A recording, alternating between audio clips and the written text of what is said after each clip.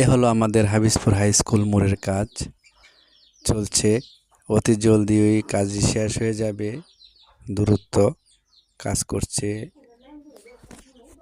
আমাদের স্বাস্থ্যমন্ত্রী সর্দার সাকাত হোসেন বকুল ভাইকে অসংখ্য ধন্যবাদ জানাই।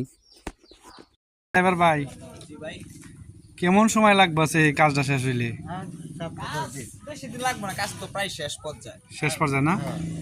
দ্রুত হয়ে যাবে নাকি? কাজ দ্রুত হচ্ছে। আচ্ছা।